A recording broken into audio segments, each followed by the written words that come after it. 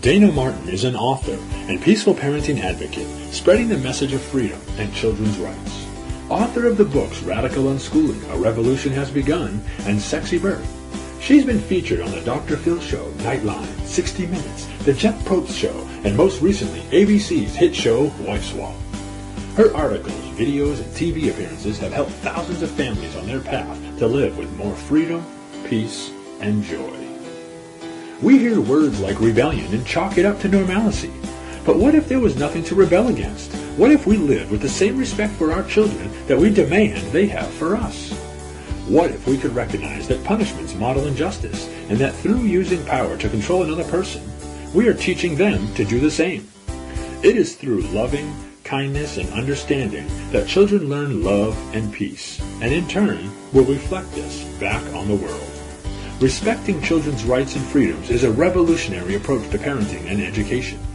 This is a parenting philosophy on the leading edge of new thought, yet it is rooted in instinctual wisdom. Our culture needs to realize that living with respect and freedom with our children is the most responsible way to create a peaceful world.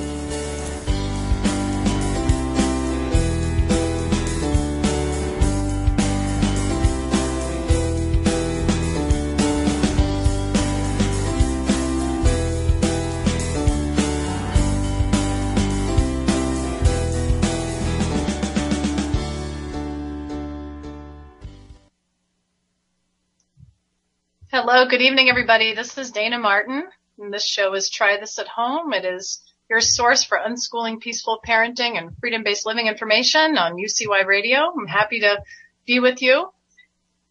This week's been a busy week for my family, as it always is. We've put a lot more planning into the Life Rocks Conference, our annual event. It's in its fourth year this year. It's an unschooling conference in the Northeast and New Hampshire. And we have Dr. Peter Gray coming and speaking this year. You'll have to look into it. It's going to be an awesome event. It's liferocksconference.com. And I just actually booked a great reggae band for the first night. So it's kind of a festival / conference / vacation. And it's just so great to come together with like-minded people. Anyone that attends any kind of event based on their passions or interests or beliefs, it always just feels like you're on the right path when you can connect with others.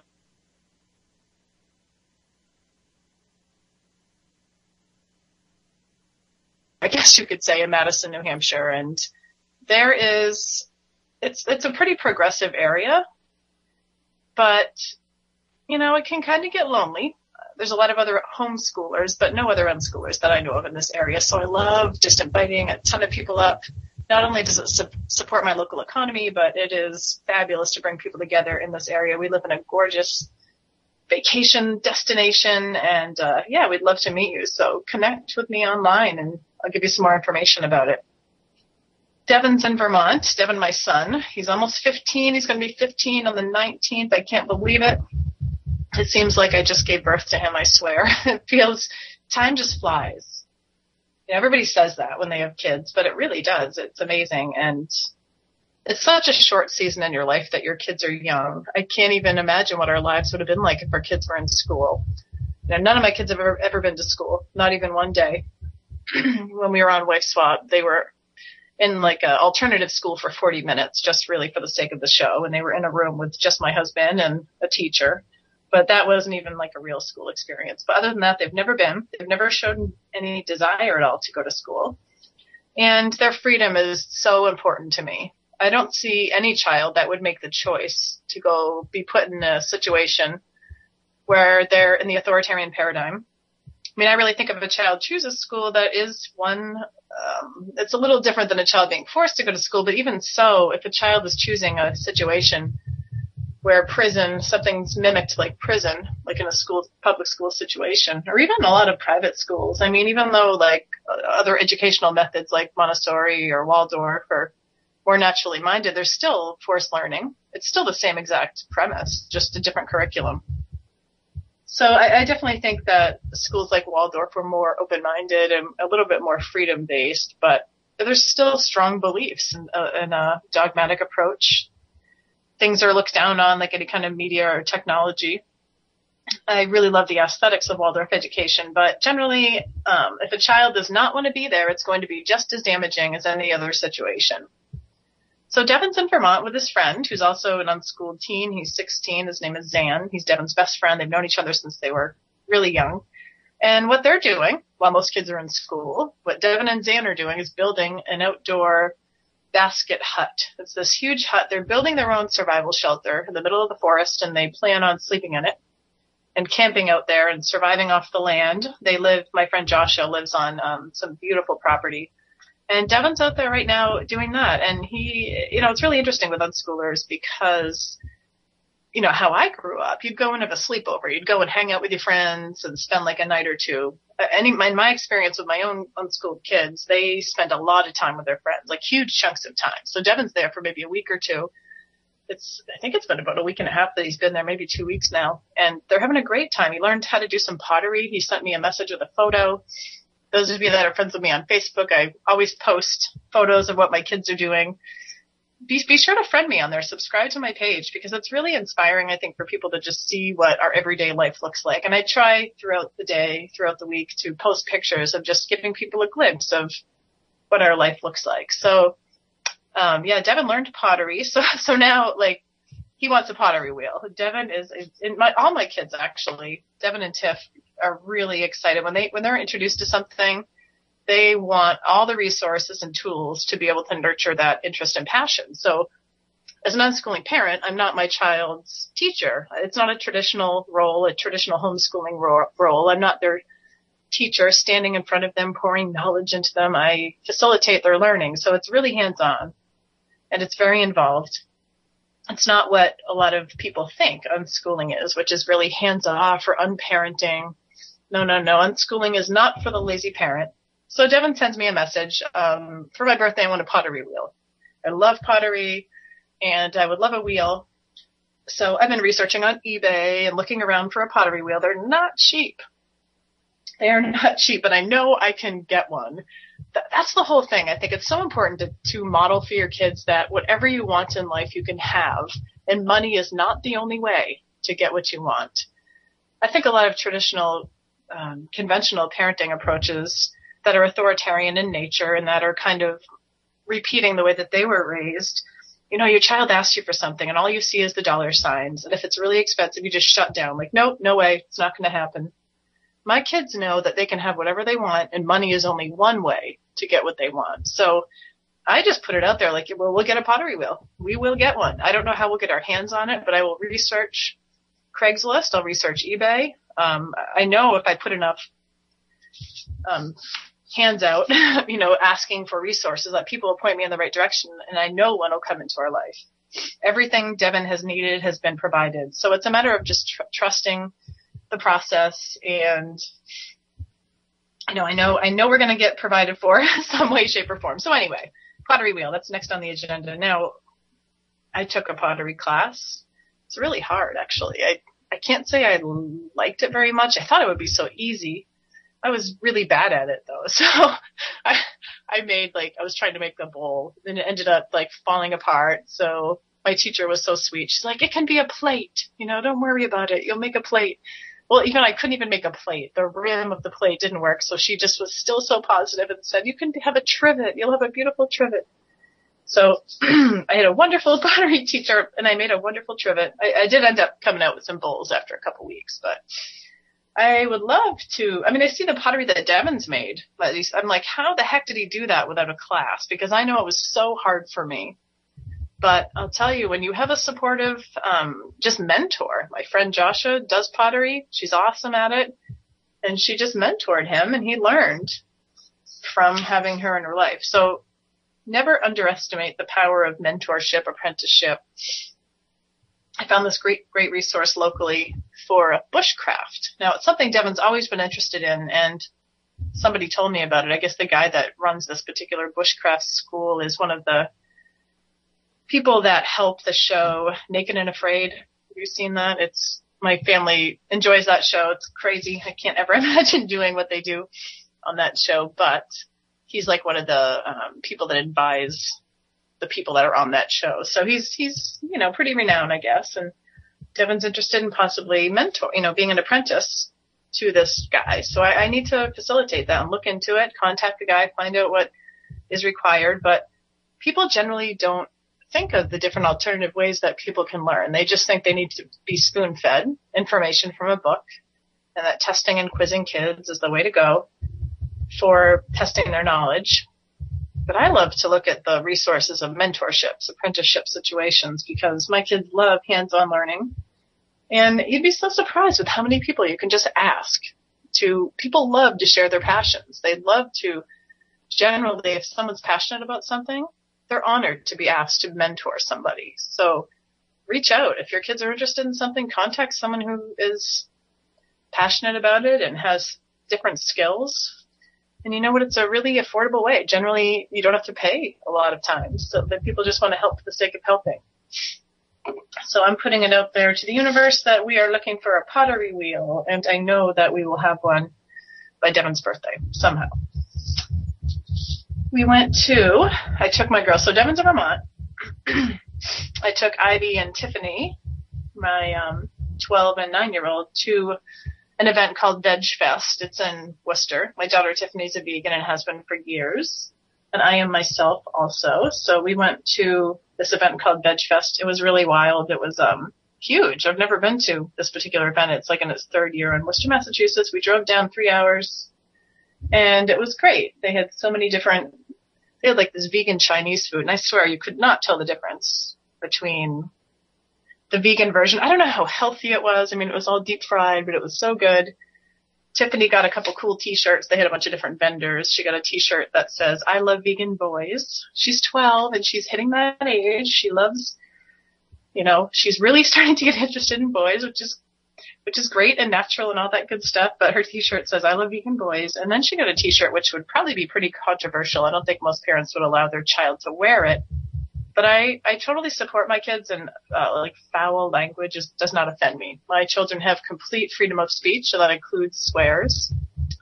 My children know when it's appropriate to swear and when it's not. We talk about those things, but they do have freedom in their everyday lives to swear, just like I do. I think it's kind of one of those moral issues. If you swear yourself, it's so hypocritical to tell your child not to swear. It's a double standard. Do as I say, not as I do. That does not fly in my family. I don't believe in that. So because I swear, not like a sailor. I swear sometimes to accentuate, certain things, or if I get upset, but not all that often. Joe, on the other hand, he's more of the dropping the F-bomb here and there. But anyway, the t-shirt that I got Tiffany, on the front it says, "It's okay to give a fuck." And on the back it says, "Go vegan." So she really likes the shirt. I'm sure when she wears it out, I gave her the information that you might raise a couple eyebrows wearing a shirt like that in public, but she's comfortable with it. So that is what she is doing.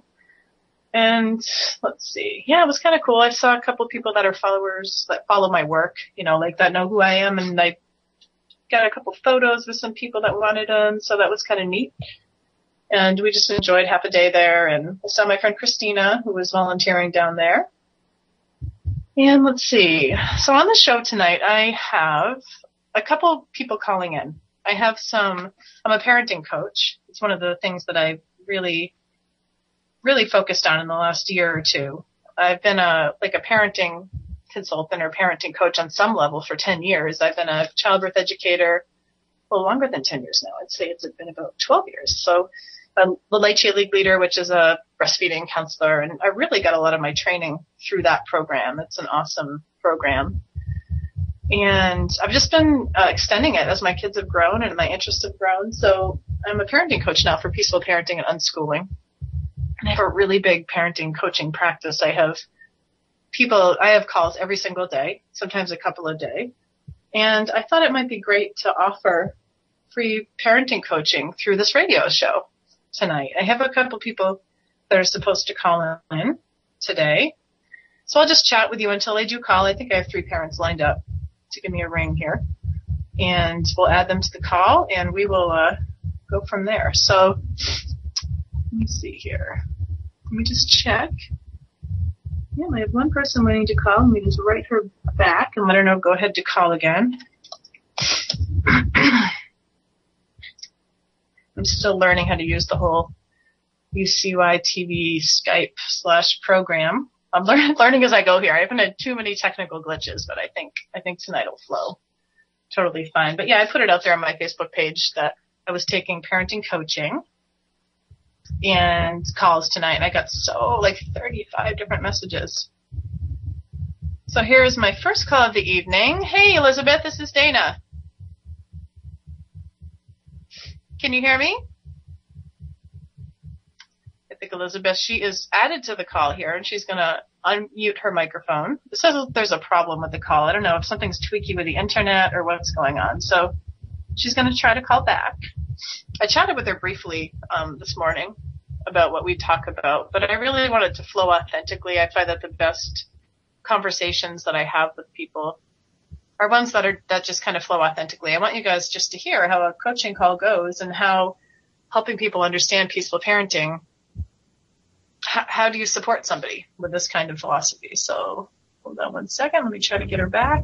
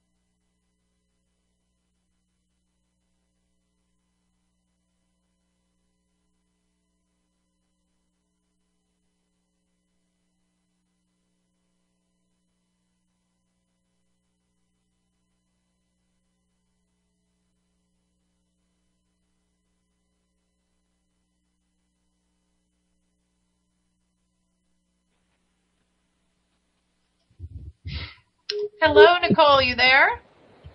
Hi, Dayna, I'm here. Hi. Sorry about that. We had a little technical issue. I'm glad you could join us on the show tonight. Thanks for having me. Yeah, thanks to all my listeners for hanging in there through those technical issues. So, Nicole, thank you again for calling. Like, how can I help you with what you're dealing with today? So just tell me, lay a little groundwork for the listeners. So you're a parent striving to incorporate more peaceful parenting dynamics into your home. Mm-hmm. Yeah, I am. And my husband and I are having we're seeing our parenting roles a little differently. He has more of an authoritarian approach, and I'm trying to do more of a partnership, peaceful parenting approach. So we've been having some issues in that aspect. Yeah, I find that to be really common. One parent or the other seems to be kind of a little further down the path and desiring a more peaceful parenting connection, and it really becomes challenging because you're learning this philosophical perspective of respect and focusing on everyone's needs. So what do you do when your partner is not on the same page? How has it been for you? It's been really up and down, really. I've kind of respected how he parents, and he respects how I parent, and we've had a few negative vibes between us when certain situations come up, but we try and talk him through, and he really does listen to where I'm coming from, and I try and listen to where he's coming from because it was how he was raised and brought up as well. So we try to agree. Sometimes we have to agree to disagree, but we're getting there.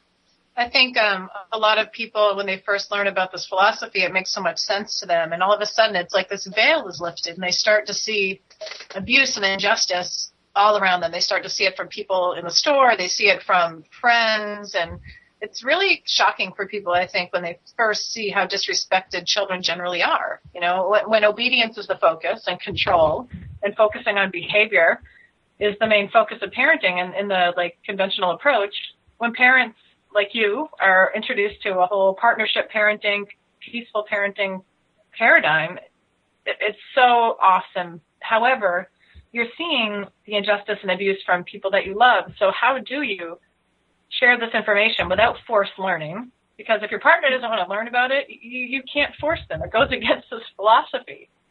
You know, it's so hypocritical to start criticizing and trying to control him into peaceful parenting. And so when you see him treating the kids in a less than respectful way, how have you approached it recently? That was actually one of the questions that I had for you was what would be the best in terms of when to approach it. When we do approach it, I try not to do it in front of the children just because I don't want him to get upset with me or, get upset and them see it. But when I talk to him about it, I just try and encourage him. I feel like he's seeing a change in their behavior from more of the peaceful parenting approach, and I just want to remind him that it is beneficial and that I do see it and I know he does, and if we could just work on it together and go from there. Well, I know there's such a transition for people, and everybody comes at it through their own way of getting there. I know for me, for years, I would get so upset with Joe if he was raising his voice or treating the kids less than respectfully. It was really hard. I did try to control him into peaceful parenting. I mean, that's just so hypocritical, but that's normal. You know, the way that I've handled it in the past is I want him to have the freedom to parent his kids in the way that feels best to him. So for me to just breathe, and sometimes I've had to step out of the room, and it's not even like the average conventional person would not even see it as abuse or injustice at all.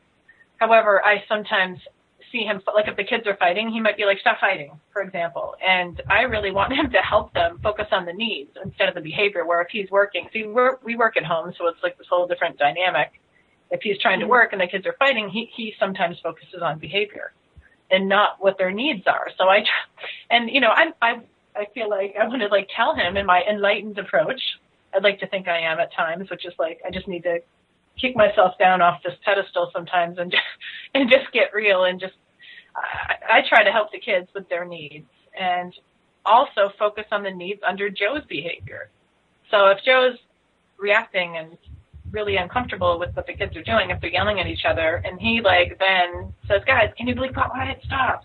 Instead of getting upset with him, I try to focus on his needs too and meet him in partnership. So in whatever your husband's doing at the time, how can you help meet his needs under whatever behavior he's using with the kids? So it's kind of extending the approach from focusing, on the kids' needs to doing the same with your husband and opening your heart to understanding that I do think this is sometimes harder for men, not every man. I mean, I know a lot of anarchists and libertarians that have come to this life. Very oftentimes the guys are so much more onto this philosophical perspective than the wives, but generally through an attachment parenting filter, oftentimes it's the women. So when my husband, I think Devin was maybe 2 years old, and I started talking about Alfie Cohen's unconditional parenting, the non-punishment perspective, and he said that he felt kind of gypped. He said, I totally get it. I get this philosophy, but my whole life I had to obey. My whole life I had to do what all the adults around me told me to do. And I thought once I was a parent, it was finally my turn. And here you're telling me, no, we're not doing it that way. And he said, I get it. I want my kids to have the best. I love Devin. I don't want to punish him. I understand, but it kind of sucks. When is it going to be my turn? Mm-hmm. So, opening your heart to understanding whatever your husband's going through and helping him get what he wants and needs in life in the same way you would the kids. No double standard. And it's through that peaceful communication that you're really modeling for your husband how to live more peacefully. Yeah, I've it's definitely taken a lot of patience for me. Like I've had to leave the room just because I don't want to be like, no, you don't threaten them with spanking them, or don't raise your voice because they're crying because there's something that's not right. Kids don't just stand there and cry. There's a reason why they're crying, and they're not able to control their emotions like adults are, or adults can't always control them, but they sure have a lot more control of them. And I just have to kind of remind them, and I don't want to do it in front of the kids because I don't want it to seem like I'm putting him down in front of the kids, if that makes sense. Right. I mean, I think there's definitely, I think different people would give you different advice. I think spanking is definitely crosses the line for a lot of people. A lot of people see that as physical abuse, and they would not tolerate that happening. Like, I've known parents to just be like, no, that's not going down. I'm sorry. I can't support you hitting our kids. Like, that would never happen in our home. I would just totally, as peacefully as I could. I mean, Joe's never hit the kids, but that would not be an option. I would stand there and say, no, that's not going to happen. But I know not everybody is in that position, so I want to meet people where they're at. So you've come in it from a different filter. You've come from a different angle, and your husband, if he still uses punitive techniques, I'm sure it is hard knowing what you know. Is it okay to talk to him? Mm-hmm. Have you shared with him how inappropriate it is for him to hit the kids? And does he not agree, obviously? He doesn't, spanking is something that we, like, he expects kind of the kids to, listen to us. Like, if I need them to, stop smacking stop smacking each other, and I'm like, can you guys please stop that? I don't want anyone to get hurt. He's like more of the, if you don't listen to your mom, you're going to get a spanking. But it's very rare that he actually would ever follow through with it. It's more of like a threat. But then I see it like, that's just scaring the kids. That's not understanding them. It's almost putting fear into them, and that's what I don't like. Right, and I'm sure you're aware of the fact that to hit kids for hitting is like the ultimate in hypocrisy. Anyway, exactly. And to threaten a child with violence for using violence. I mean, children learn what they live, and they learn through how you are in this world. So I think it could be really helpful to have a heart-to-heart conversation. I've had coaching calls with dads with moms that are really concerned about this, and kind of introducing that concept. So, I mean, one idea you could do is like just ask if you'd be open to learning and evolving about spanking and learning some alternatives, because oftentimes people don't know what to do instead. Mm-hmm. Now, offering resources and tools instead could be really helpful, like what to do instead of spanking. There's a great site called the Natural Child Project, and it gives alternatives to punishment. I mean, I've focused on that on the show before. I've read articles about alternatives to punishment. So maybe just seeing if he, and inviting him in, like it's all dialogue on how you interact with him and saying, would you be open to hearing alternatives to punishment? Because I know it's kind of all we've done and maybe all you know, but would you be open to learning some alternatives and trying them out and seeing how they work? Instead of like telling your partner or coming at it through an authoritarian dynamic. I mean, if you come at it like you versus him, most guys are going to resist that instantly and just be like, no, it's going to be my way. If you just invite him in and say, hey, would you be open? Because I'm using some tools and tips that don't include punishment, that don't include spanking or threatening, and they're working really well to meet everybody's needs, and we're so much more peaceful. And I'd love for you to be able to feel that peace because, conventional authoritarian parenting is not rewarding. It's not joyful at all. It's really negative, actually. It's not fun to control somebody else all day, and punishing does not feel good. So, parents generally think parenting is so hard, and people dread coming home to the kids because they think that the only alternative they have is to punish and control, and it just is really against our human nature. Most of us have been really conditioned to be controlled, and most of us were punished, but deep down, nobody wants to parent that way. So if you could say to your husband, hey, how would you like to do something a lot more joyful and a lot more, beneficial to the kids, would he be open to that?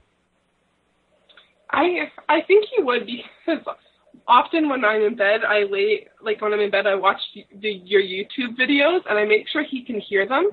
And so, sorry, he's always listening in. Like, he's like, oh, are you listening to Dayna Martin again?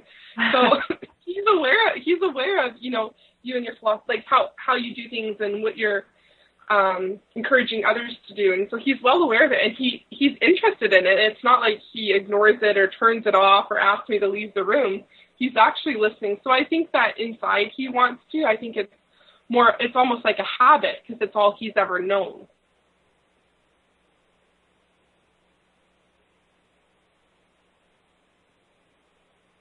That their partners don't want them to be punitive or mean or punish the kids. But they don't really know how to connect before it gets to that point. So it's kind of like they're really hands-off. They let things go and go and go and go without kind of being in tune as things are starting to escalate. And so they just say, okay, my wife's going to get mad if I try to do anything, so I'm just going to let the kids go. So they go from like kind of unparenting and being extremely permissive to things getting so extreme that they snap. They just don't know anything else to do but flip out. Okay, guys, that's enough.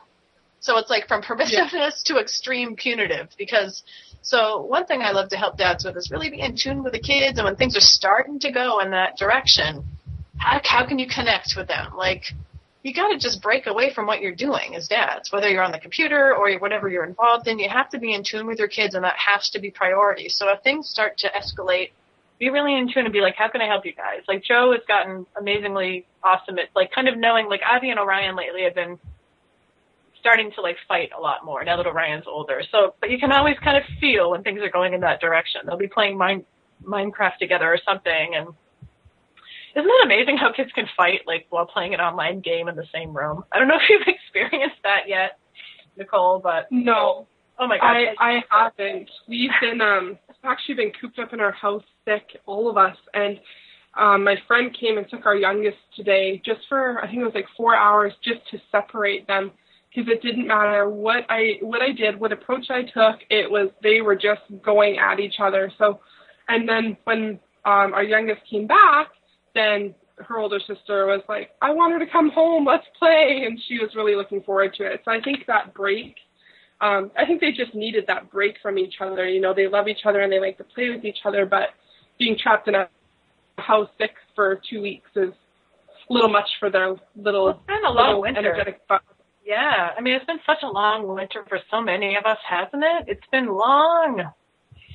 We're all kind of have colds for the first time in, oh my gosh, years, because now that Ivy's taking gymnastics and Tiffany's taking a dance class, we're exposed to like so many other kids, and we all have colds and cooped up in the house. So once spring comes and we can get outside and everybody can run, if you're a parent listening and you feel like your kids are going at it, fighting a lot, just know that we're all kind of dealing with it. Cabin fever is really at the tail end here. And also keep in mind that kids fight half the time and they get along half the time, siblings. It's normal. The book Siblings Without Rivalry you should get that book if you have siblings that are fighting, because Siblings Without Rivalry, I read it when Devin was 4 and Tiffany was 2, and it was such an awesome book. I gained so much out of that. All I really remember from it is that how normal it is for them to fight 50% of the time. So I try to point out to Joe, like, he gets frustrated. Like, I can't believe they're fighting again. And I like to point out when the kids are getting along and be like, hey, they're getting along now, just bringing it to your awareness, because it's so important. I don't mean to acknowledge it and reward them for getting along, the kids, because that's so inauthentic and so more conventional. But I like to point it out to Joe that, hey, they're not killing each other right now. Hey, let's celebrate it. And that's when you're like, knock on wood, and the moment you say that, a few minutes later, it's been good. Now that the weather's getting nicer here in Washington, it's definitely been better. We've been spending more time outside and going to the park, and hopefully that'll help change it all around. Hopefully it doesn't rain. Right, exactly. All right, well, do you have anything else that you have going on right now, Nicole, or is that it? That is it, Dayna. Thank you. You're welcome. Well, I hope some of these tools and tips of just inviting him in and seeing, I'm also really happy to chat with him anytime to offer some insight if I could ever help. Sometimes coming from somebody else, it can be helpful to hear tools. But focusing on the needs under your husband's behavior is a very useful tip as well. So good luck to you guys. Thank you. You're so welcome. Take care. Bye. Bye. Okay, well, thank you guys for hanging in there for another call. I think what Nicole was dealing with is so normal. I know that I've dealt with it over the years myself, for sure, with Joe. I think that, and I hate to stereotype guys as being kind of late to the party with peaceful parenting, but I do think it's harder for a lot of dads. I think they were parented the most punitively. I think girls are definitely parented punitively as well, but guys really had it hard in my experience with a lot of the dads that I work with. A lot of more physical discipline, a lot of more intolerance to their needs. And I think it can be a really healing experience for fathers to parent this way, to be honest with you. So if you have any comments or questions, I'd love to hear from you. You're welcome to call into the show tonight as well. If you have any questions, send me a message, please. I am happy to answer.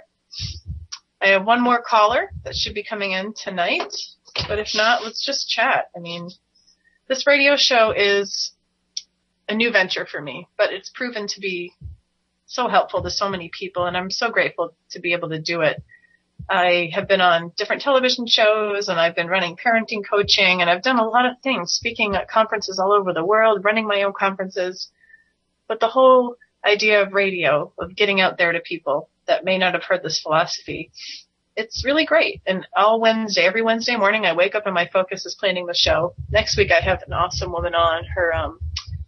Her gig is pretty much radical self-love.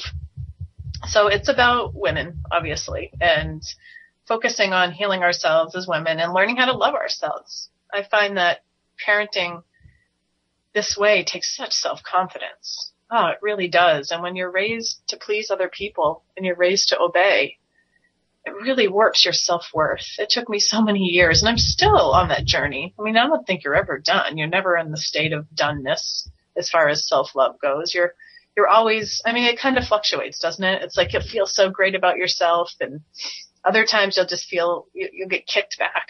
You'll take a back step and feel not so good about yourself as a parent or as a wife or as a friend.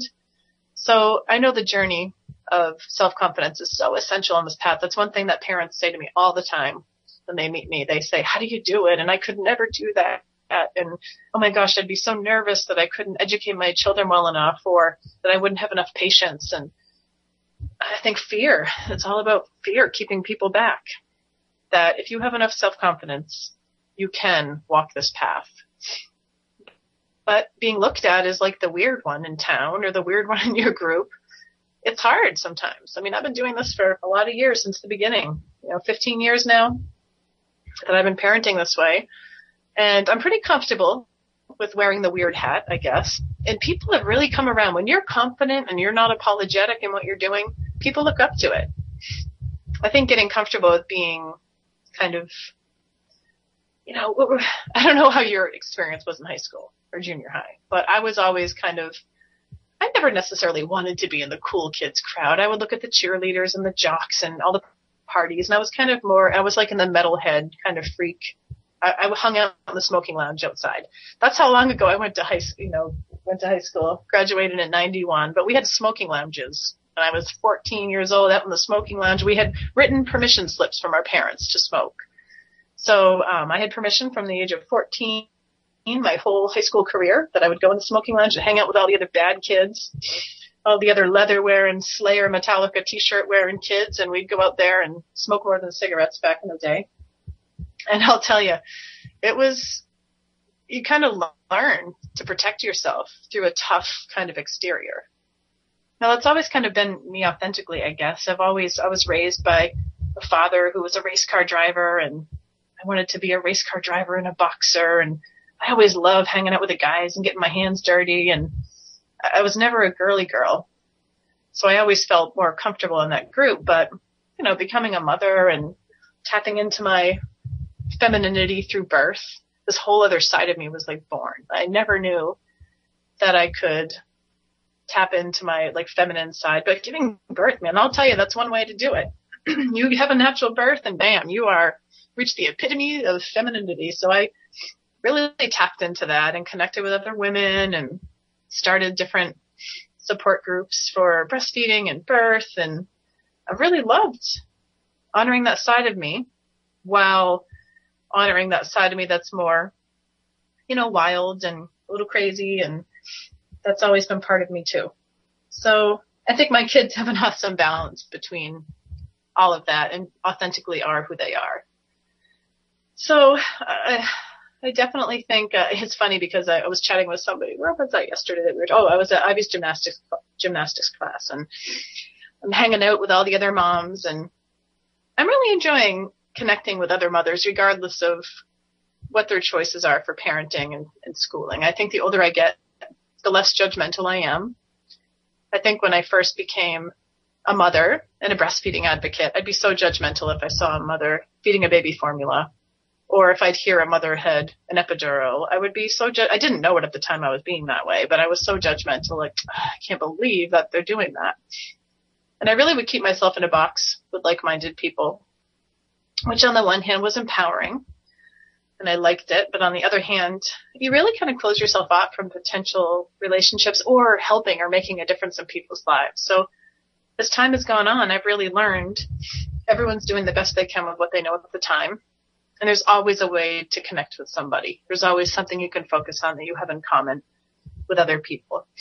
So I'm kind of liking hanging out at Tiff's dance class, the other dance moms. I'm like the freak of the dance mom crew, I think. I just kind of sit there and, oh my gosh, I get so into what the kids are doing that I just talk about it. I'm like, look at what amazing dancers they are. And I think most of the other mothers are kind of more into maybe a gossipy mode, and I'm just all into the kids and celebrating them. And it kind of is inspiring to other people. The mothers are taking more interest. And I've really enjoyed this rich, diverse community that I have, but now that I have teens, and older kids. So don't close off your potential relationships with people if they're parenting differently than you. You can always connect with other people. And I think that's such an important thing to model to your kids. I want my kids to have a rich pantry of friends with all different backgrounds. Of course, they're going to navigate to kids who share the same beliefs they do and so forth, the same, interest in different bands and things that we gravitated toward the same kind of group of kids with. But I don't need to keep myself in some unschooling community clique like I did for so long, like so many of you probably do. I mean, I've learned that I probably have a lot more in common with some other people than I do some people in the unschooling community. As wonderful as most people are, just because someone's unschooling does not mean that you're going to have anything in common with them. And a lot of times it's really kind of shocking how different you are than a lot of other unschoolers. So, immerse yourself in all different communities based on your interests. Model for your kids that, hey, unschooling and our type of parenting is one lifestyle choice, but we have so many other ways to connect. At this veg fest with the girls, there were so many cool people that were vegan. I can't imagine only hanging out with vegans.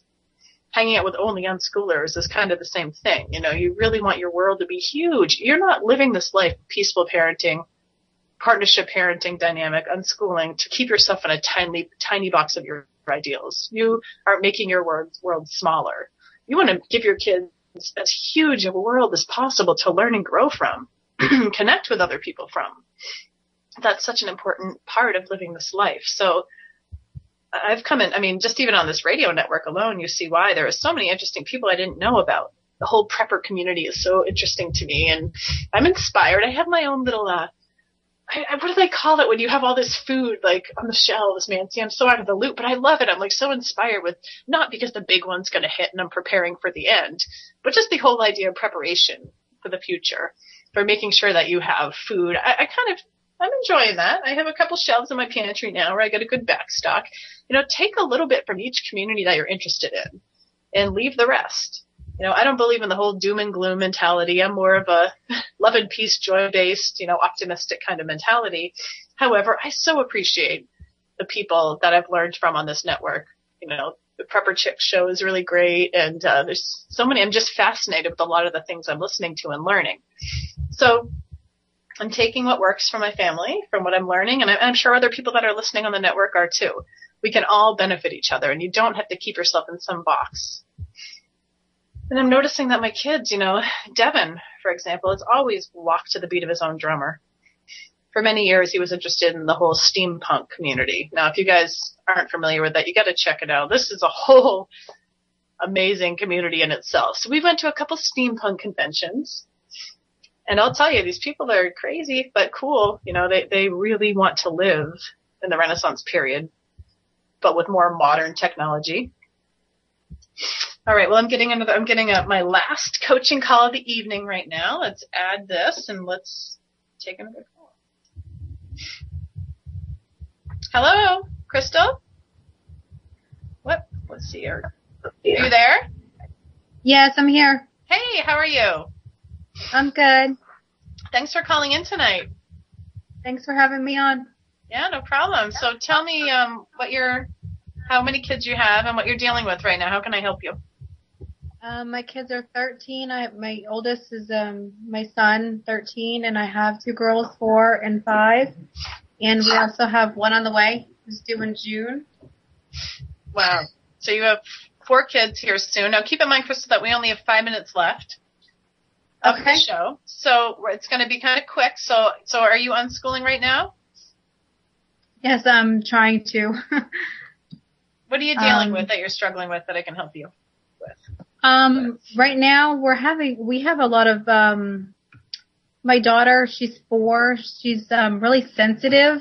So I'm just wondering how we can, meet everybody's needs in the household, because there's a lot of screaming going on, and I'm just trying to be present with her and try to be there for her and everything. It's just really hard with everybody in the household, meeting those needs of everybody. Yeah, I can really relate. I have one child, Tiffany, who I write about often. She's 12 now, but is really always been the more highly sensitive, intense of all 4 kids. I used to say that 75% of my parenting time was spent with her. Would you say the same is true for your 4-year-old? Yeah, we're trying to focus a lot of attention on her, and when we can't do that, it's really hard. So, like, what's happening? Can you give me a situation that you dealt with, like today or yesterday, most recently, that you struggled with? I'm gonna say yesterday we were in the car, and it was on the way home from the playground, and she started freaking out about her jacket being bundled up in the back of her car seat. So we tried to pull over and everything and get her situated before we ventured home, and it was really hard for her. She has a hard time expressing her feelings and everything, so it's just an automatic flare-up for her. I think it's children like this that teach us the most. I learned so many qualities through parenting Tiffany. I learned patience, and it's really an opportunity for growth. Our kids are our greatest teachers. So I think just the advice to just slow down, and you know that when you try to speed kids like this up through something, that it always ends up taking 20 times longer and being more disastrous. Yes. So in the moment that they're voicing a need, to really just breathe and really meet that need. Whether you pull over, you take your time, And I always breathed before I took a deep breath and just focused, looked into her eyes and blocked everything else out and just helped her. And she needed to always know I was like completely present with her. And if she felt like I wasn't, she would always say, look at me when I'm talking to you. Look at me, please. Like she needed to like see.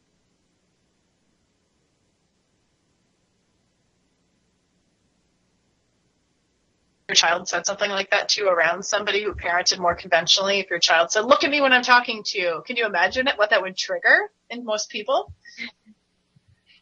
Yeah. How is your partner with her? It's kind of tough because we have so many changes going on in the house, and right now we're trying to get on the same page, and I think that's really tough. Coming into a new home for him and just trying to basically try to parent together. He doesn't really know a whole lot about the unschooling. I guess I kind of came off as the wrong. Well, Crystal, I'm sorry, but we have to finish the call. Why don't we continue this at the start of next week's show? I'll have you back on and we'll finish this, okay? Thank you for calling.